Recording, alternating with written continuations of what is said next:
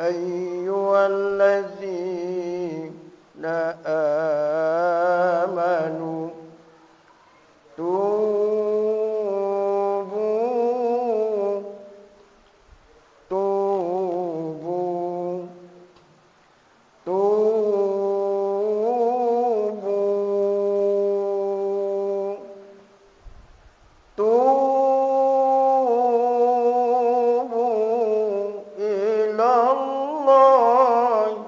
taubatan nasuha.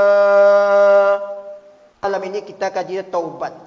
Mumpung awak masih di dunia, kesempatan menyelamatkan nasib kita masing-masing. Makanya saya sampaikan hari ini kajian kita tentang taubat.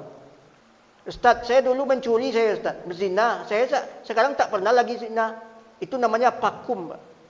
Ayat mengatakan ya ayyuhallazina amanu tubu ilallahi taubatan nasuha. Bertobatlah kamu kepada Allah.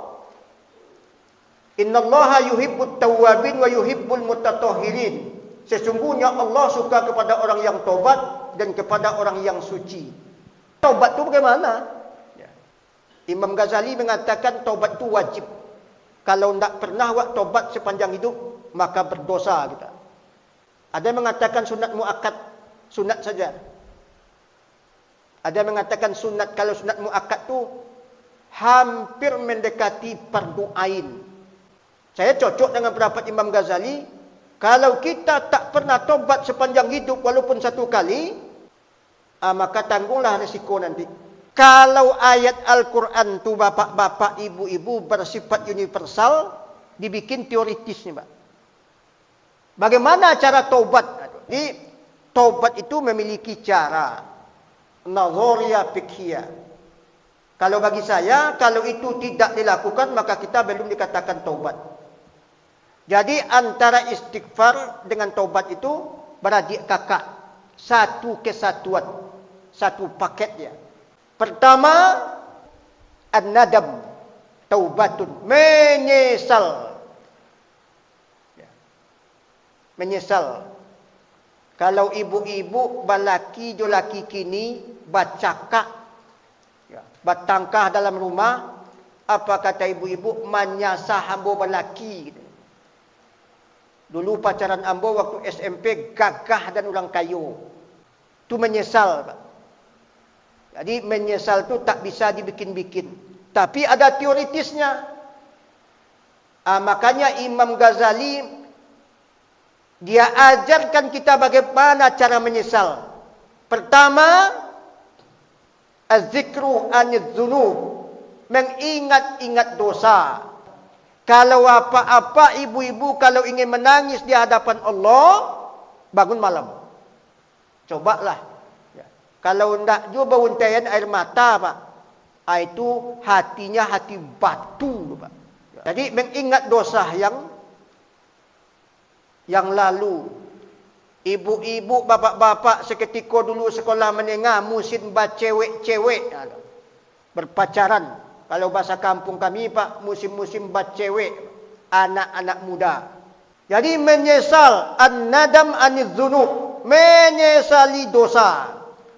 Dosa siang, dosa malam, pagi dan sore, kecil dan besar, yang ingat dan yang lupa, yang sengaja dengan yang tidak sengaja. Masih banyak, Pak. Jadi bapak-bapak, ibu-ibu yang sudah melakukan dosa di awal-awal permulaan hidup sampai hari ini, tetapi tak pernah lagi dilakukan, itu namanya pakum, tawakub. Belum taubat. Yang kedua, untuk menimbulkan penyesalan itu, az-zikru an sakhatillah. Mengingat bagaimana Allah melaknat kita. Bagaimana Allah marah kepada kita. Dibayangkan, Pak. Ya Allah. Jago awak malam-malam diambil wudhu, Pak. Kemudian solat bersimpuh kepada beliau. Ditutup mata, dihilangkan anak, dihilangkan suami dalam pikiran, coba mengadu kepada Allah. Bayangkan dosa yang sudah terlanjur dan tanggung jawab di hadapan Allah, coba untaian air mata. Nanti air matanya ada gunanya, Pak. Menjadi saksi di hadapan Allah. Nanti air mata ini paling terakhir, Pak. Seketika kita sudah divonis Allah untuk masuk neraka, bulu mata mengatakan bahwa hamba Allah ini pernah meneteskan air mata di tengah malam. Maka oleh sebab demikian ampunilah dia. Ini Pak air mata. Maka pantaslah Nabi mengatakan ada dua air mata yang diperhatikan Allah. Pertama, air mata yang mengalir di tengah malam takut kepada Allah. Min khasyatillah. Menjauhil lail, seketika malam gelap gulita, awak menangis di hadapan Allah Subhanahu wa taala. Tandanya hati itu kotor, Pak. Nah, hati itu tertutup, cita-cita banyak tapi tak pernah dilakukan. Saya mau ibadah, habis tidur dari malam sampai pagi. Saya mau mengaji, kemudian habis waktu buka Facebook. Itu pertanda hati itu kotor, Pak. Cara taubat yang kedua. Yang kedua, mandi taubat. Siapa yang memimpin mandi taubat? Ulama. Dari mana diambil mandi taubat itu? Nabi Muhammad sallallahu alaihi wasallam setiap memasuki kota Makkah, dia mandi. Setiap beliau akan tawaf, dia mandi. Tapi seketika beliau akan melempar jamarat, dia tak mandi. Akhirnya apa? Ada Nabi itu mandi, ada tidak? Yang berhubungan dengan ibadah. Mandi Ramadan itu tak pernah dilakukan Nabi. Tetapi ada ibadah-ibadah seketika Rasul akan melakukan ibadah, beliau mandi. Kemudian apalagi banyak sahabat-sahabat seketika masuk Islam, beliau dianjurkan oleh Rasulullah sallallahu alaihi wasallam mandi. Itu namanya hukum universal. Jawami al-kalim. Ada prinsip umum bahwa seketika kita akan melakukan ibadah, dianjurkan mandi. Berdasarkan itulah dianalogiskan, kalau bahasa usul fikihnya dikiaskan bahwa mandi seketika berbuat kebaikan itu dianjurkan. Maka diputuskanlah oleh para ulama, kalau awak ingin taubat, maka dianjurkan mandi taubat. Jadi kalau bapak-bapak, ibu-ibu belum pernah mencoba hal seperti ini, maka teoritis taubat itu belum pernah dilalui. Jadi kalau mandi taubat tu bapak-bapak, ibu-ibu, diambil air, ya Allah, yo banyak dosanya ya Allah. Mulai dari kepala, dosa mata, dosa tangan ya Allah, dosa kaki, dosa hati, dosa perut, masih banyak lagi ya Allah. Andaikan Engkau tak mengampuni dosa ini ya Allah, hendak kemana jalan yang harus ku tempuh lagi? Pada hari ini usia bertambah juga, anaklah gadang-gadang ya Allah. Amal ibadah sedikit, umur yang tersisa tak cukup. Anak yang diharapkan menjadi anak yang soleh, pupus harapanku ya Allah. Pada kesempatan di tuah ini ya Allah, aku siramkan badan ini, hanyutkanlah semua dosa-dosaku ini ya Allah. Aku mandi taubat, bismillah. Jadi itu namanya mandi taubat. Ternyata air ini bisa menghapus dosa. Seketika muka dibasuh waktu berwudu, maka hilanglah dosa bahagian muka. Seketika tangan dibasuh, maka hilanglah dosa tangan. Maka sama mandi, seketika mandi, taubat itu bisa menghilangkan dosa. Yang ketiga, sembahyang sunat taubat 2 rakaat minimal. Sembahyang sunat taubah 2 rakaat.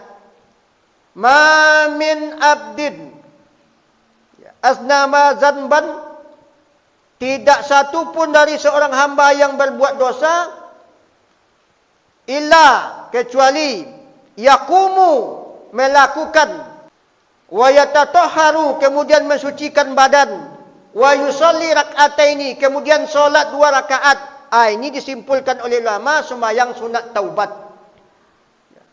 Yang keempat, mengadukan nasib kepada Allah. Sampaikan kepada beliau. Itu dia istighfar. Minta ampun kepada Allah Subhanahu wa taala. Bangun tengah malam tadi itu bapak-bapak yang paling bagus untuk taubat, karena waktunya mustajab, baca astaghfirullahalazim. Astaghfirullahalazim, astaghfirullahalazim, astaghfirullahalazim. Diingat-ingat dosa yang telah berlalu, kemudian dipancing-pancing hati itu. Dalam kitab Ihya Ulumuddin itu bapak-bapak, kita dianjurkan supaya air mata ini keluar. Itu makanya ada muhasabah itu Pak. Menangis di hadapan Allah Subhanahu wa taala. Ingat bapak-bapak, yang saya sampaikan ini namanya teoritis fikih. Tak ada nabi yang membikinnya, ulama. Berdasarkan dalil-dalil yang lain. Di samping ibadah-ibadah khusus itu, kita dituntut kalau ada hutang piutang dibayar. Berikutnya, dianjurkan kita menyampaikan kesalahan itu kepada orang tertentu. Buya, saya sudah tobat sekarang Buya. Saya mohon perlindungan kepada Buya. Perhatikan hidup saya. Saya pernah didatangi bapak-bapak waktu di Padang, datang ke rumah orang Pak, diketoknya pintu. Ustaz, rupanya yang datang tuh Pak, ini tato, badannya tato ya. Saya pun buka pintu takut, tapi rupanya bapak-bapak, ibu-ibu, inyo datang minta petunjuk, mohon diberikan petunjuk bagaimana taubat. Saya anjurkan begini. Kemudian rumahnya memang dekat dengan masjid dan kami tahu. Dia minta perlindungan, tolong perhatikan saya Ustaz. Ya, kemana saya pergi? Itu gunanya Bapak Ibu-ibu, awak berburu langsung. Ada penunjuk jalan, ada orang yang kita jadikan pengayom dalam hidup. Jadi Bapak Ibu-ibu yang berbahagia, sekali lagi saya sampaikan, saya hanya menyampaikan kaji-kaji teoritis fikih. Ini ada pertanyaan Bapak-bapak, Ibu-ibu. Dosanya banyak Ustaz.